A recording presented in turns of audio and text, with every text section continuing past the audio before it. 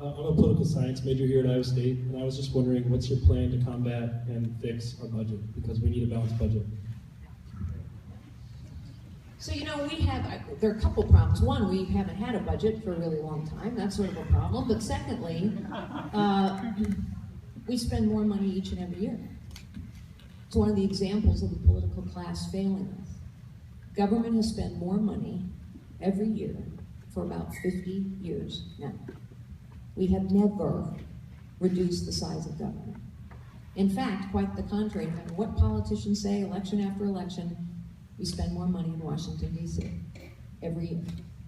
And the debt and deficit gets higher. Of course, it's gotten much higher under President Obama, but the truth is, we've had debts and deficits for a really long time.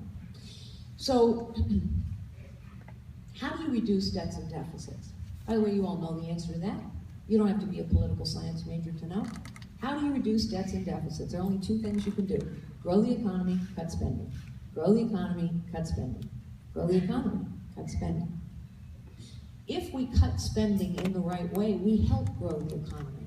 So if you start to roll back all of these EPA regulations that don't do a thing to improve our environment, but do a lot to crush economic opportunity, you're contributing to both reducing spending and growing the economy. Did you know, by the way, you should know this, that the Environmental Protection Agency now controls, as of this month, 95% of the water in the state of Iowa. It's not going to be helpful to economic growth. It's not going to be helpful to the agricultural industry here in the state. How do you reduce spending while at the same time knowing that there are priorities upon which you must spend? We have to secure our border. We've been talking about it for 25 years. We haven't done it yet. It's going to cost money and take manpower. That's important. We need to invest in that. I had a daughter who died of addictions.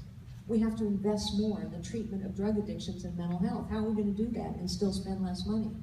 How are we going to make sure that we care for our veterans? The Veterans Administration has been a stain on our nation's honor for 20 years. We haven't fixed it. How are we going to do that and still spend less money? Well, you know the answer to this too. The only way you can spend more money on what's important and less money overall is you have to prioritize your spending, right?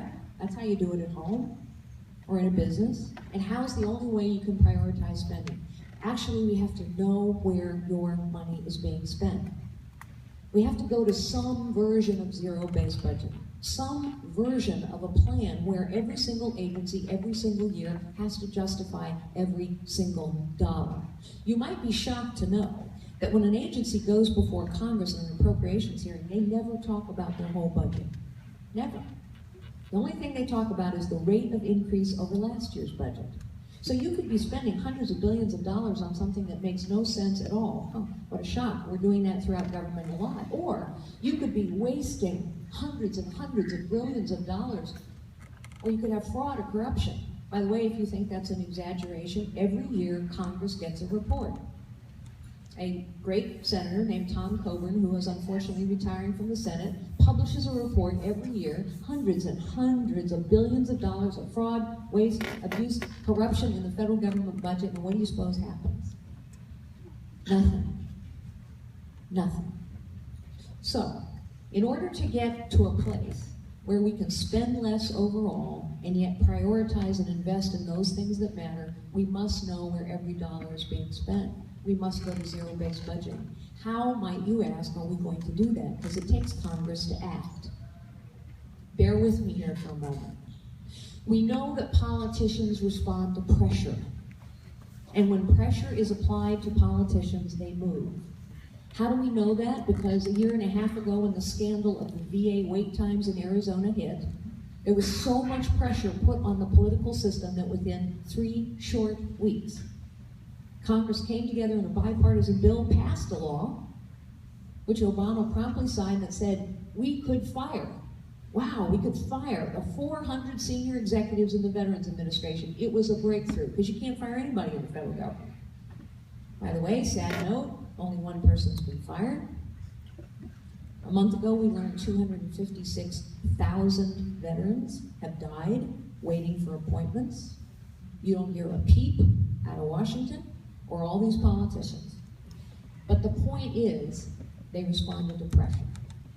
So, I will ask all of you citizens, truly, changing the direction of our nation, taking our country back, unlocking its potential, takes not just leadership, it takes citizenship.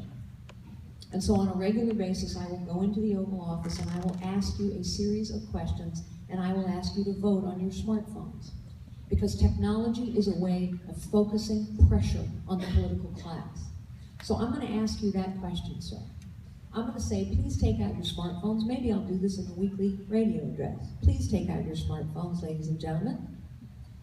By the way, side note, I've seen a lot of flip phones here in Iowa. Maybe not on the college campus here.